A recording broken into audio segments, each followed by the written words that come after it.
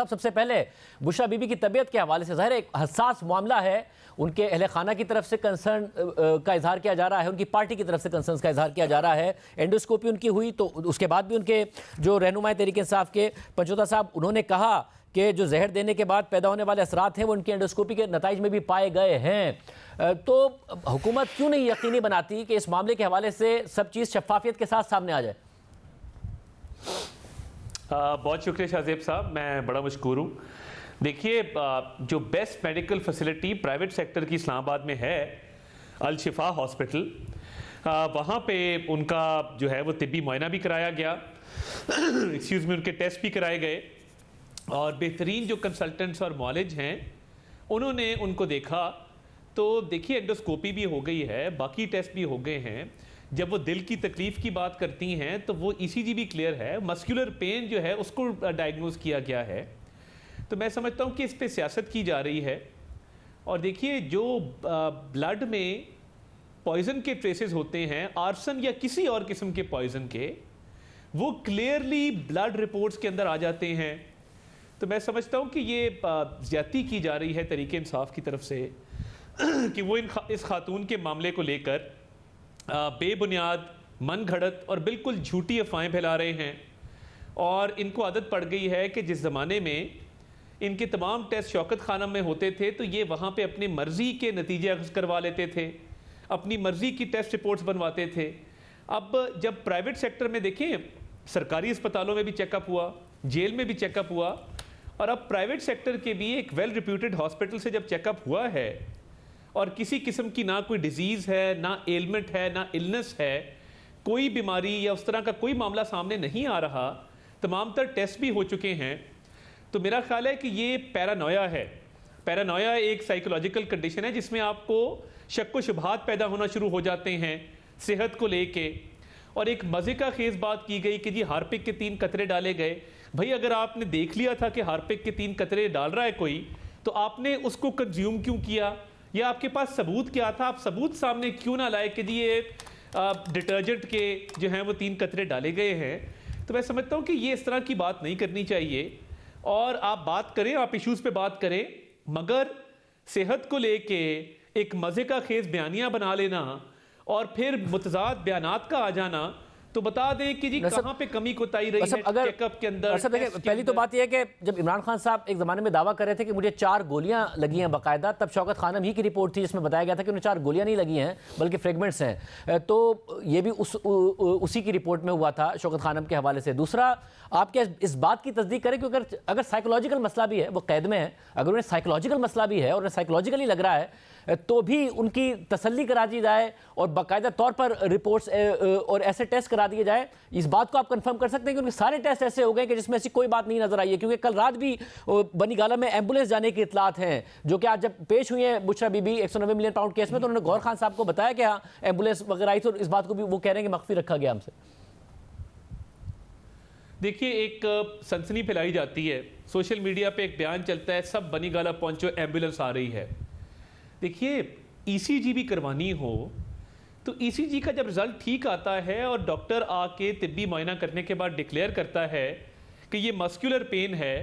تو میں سمجھتا ہوں کہ یہ ایک سیاست کی جا رہی ہے. اور اگر کسی اور چیز سے ان کی تسلی ہوتی ہے اور یہ سمجھتے ہیں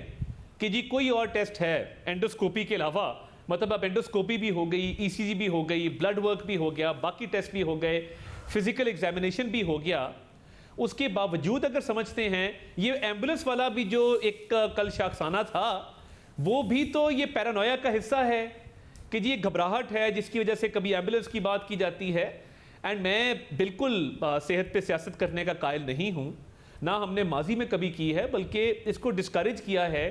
کہ صحت پہ سیاست نہیں ہونی چاہیے. مگر سرکاری ٹیسٹوں کے بعد، پرائیویٹ ٹیسٹوں کے بعد، اب مجھے نہیں پتا کہ ان کی تسلی کیسے ہوتی ہے. اصل میں ان کی جماعت کے اندر مختلف رہنماؤں کے درمیان کمپٹیشن ہے کہ وہ سب سے زیادہ سگا بشرا بی بی کا کون بنتا ہے، کیونکہ ان کو پتا ہے کہ جتنی ان کی خوشنودی حاصل کریں گے اتنا آسان ہوگا سیاسی کریئر کو آگے بڑھانا یا کوئی پوزیشن حاصل کرنا. تو اس دوڑ میں ایک سے ایک بڑھ کے بیان آ رہا ہے تاکہ ہم یہ ثابت کر دیں کہ ہم بڑے لائل ہیں، ہماری بڑی کارکردگی مگر ہے رضا صاحب اور اس بنیاد پہ اس چیز کو کیونکہ آگے عدالت لے نے کر جایا حکم جا دیا رہا تھا ٹیسٹ کا، عدالت میں بھی رپورٹس آ جائیں گی، مگر آپ یہ بات کی تصدیق کر رہے ہیں کہ ان کی اینڈوسکوپی کے بعد اس کے علاوہ جو ان کے ای سی جی ہوئی ہے اس میں نہ ان کو دل کا کوئی مسئلہ سامنے آیا ہے، نہ ہی زہر یا پھر کوئی ایسی بیماری سامنے آئی ہے جو کہ بہت پریشان کن بات ہو؟ زہر کے تو سوال ہی پیدا نہیں ہوتا، وہ تو میں نے آپ کو کہا مزے کا خیز ایک سٹوری تھی، اور ای سی جی بھی کلیئر ہے، جو میرے تک اطلاعات آئی ہیں کہ وہ مسکولر پین ہے، دل کا کوئی عارضہ نہیں ہے۔ ہاں گیسٹرو کی ایک مائنر شکایت تھی، گیسٹرو کی شکایت تو کسی کو بھی ہو سکتی ہے، کسی بھی وقت ہو سکتی ہے، تو مائنر سی جو گیسٹرو کی شکایت ہے وہ دیکھنے میں آئی ہے، جو رپورٹس میری نظر سے گزری ہیں، تو میں تو اس کو پیرانویا کے علاوہ اور کوئی نام دے نہیں سکتا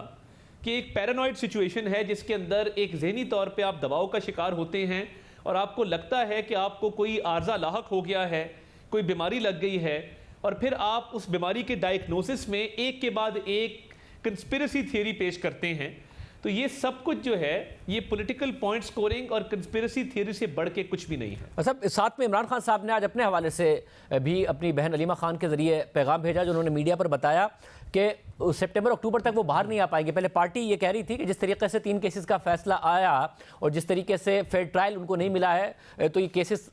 کا فیصلہ اوور ٹرن ہو جائے گا اور وہ اپریل میں ہی باہر آ جائیں گے، پر عمران خان صاحب کہہ رہے ہیں 190 ملین پاؤنڈ میں انہیں پھنسانے کی پوری تیاری ہے اور وہ سپٹمبر اکتوبر سے باہر اپنے آپ کو آتا پہلے نہیں دیکھ رہے ہیں، تو یہ پورا پلان ہے اب انہیں اکتوبر تک جیل میں رکھنے کا؟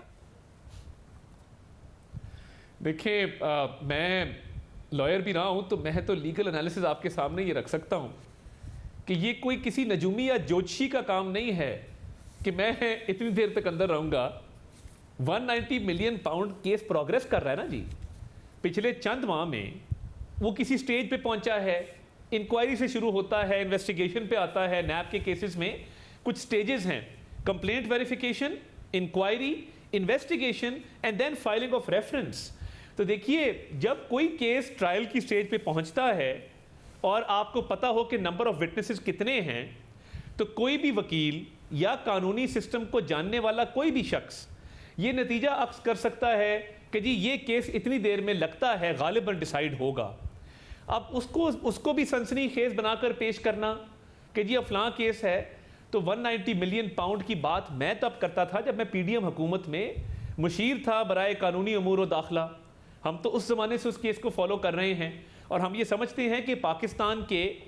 کرپشن کے سب سے بڑے سکینڈل، سب سے بڑے کیسز میں سے 190 ملین پاؤنڈ کا کیس ہے،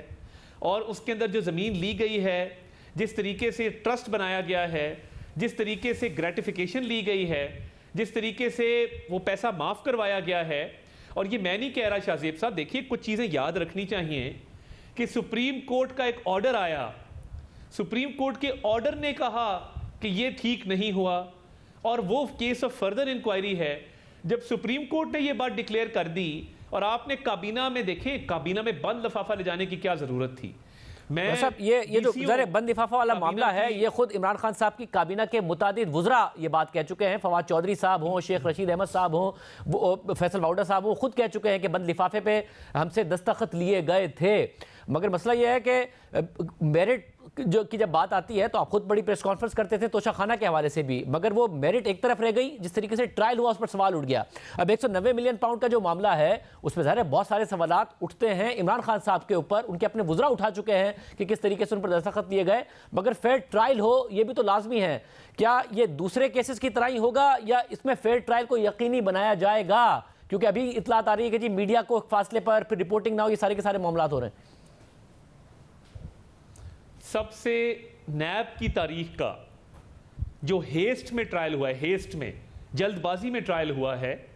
وہ پاناما کا ٹرائل تھا میاں نواز شریف کا۔ آپ اس کا نتیجہ بھی دیکھ لیجئے نا کیا ہوا، آپ کو وہ اوور ٹرن ہو گیا نا فیصلہ۔ میں عرض کرتا ہوں دیکھیے وہ ڈے ٹو ڈے ٹرائل چلایا گیا، ایک موٹیو کے ساتھ چلایا گیا، ادھر تو ایویڈنس ہی بڑی کلیئر ہے۔ اور میں توشہ خانہ کے جو سزا سسپینشن والے معاملات ہیں اس سے میں اگری نہیں کرتا، کیونکہ میں یہ سمجھتا ہوں کہ ایک کرائم کمٹ ہوا، ایک ایسی چیز انڈر ویلیو کر کے بیچی گئی جو کہ آپ کی بیچنے کی نہیں تھی۔ اس کا مورل ایسپیکٹ اپنی جگہ پہ کہ خانہ کعبہ کے ڈائل والی گھڑی آپ نے بلیک مارکیٹ میں بیچ دی جو کوئی شخص نہ بیچے، مگر آپ نے پروسیس کو وائلیٹ کیا، پروسیس کو ابیوز کیا۔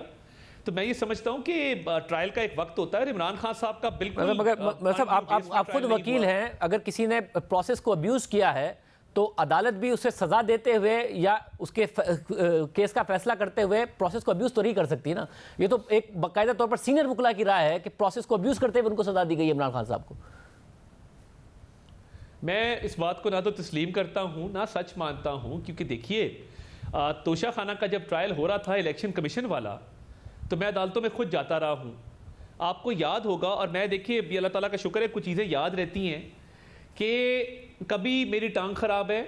मेरी तबीयत ठीक नहीं है, मुझे बुखार है, मैं अदालत में नहीं आ सकता, मेरे वकील के बच्चे इंग्लैंड से आए हैं, उनको जल्दी है। मैं आपको कई पेशी ऐसी गिना सकता हूँ जिस पे जज साहब ने प्रोसेस को अब्यूज़ नहीं किया, जिस पे जो अक्यूज़ था वो डिक्टेट कर रहा था अदालत को कि कई कई हफ्ते तारीख ही नहीं डलती थी, कभी स्ट्राइक करवा दी, कभी अदालत पे हमला कर दिया। ये तमाम मनाजिर हमने अपनी आंखों से देखे हैं और एक कल्ट बन गया था जो अदालत पर चढ़ाई करता था। जब जज को शटअप कहा गया, ये पंजोथों में से किसी एक ने जब जज को शटअप कहा और अदालत में एक हंगामा बर्पा किया, तो मुझे बताइए कि ये तारीख में कभी हुआ है कि आप हमलावर हो जाएं और आप अपने केस का फैसला ना होने दें। और मुझे ये भी बात ऑन रिकॉर्ड पे रखना चाहता हूं शाहजेब साहब कि जो फॉरेन फंडिंग वाला केस था उसको 5-6 साल लगे डिसाइड होते हुए, क्योंकि तारीखें ये लेते थे, वकील चेंज करते थे, एडजर्नमेंट्स फाइल करते थे, डिलेइंग टैक्टिक्स डिप्लॉय करते थे, स्टे ऑर्डर्स लेते थे। जो फॉरेन फंडिंग वाला मामला है उसके मामलात अपनी जगह पर सामने आए थे कि किस तरीके से उसको सारे के सारे मामले को डिले किया गया था।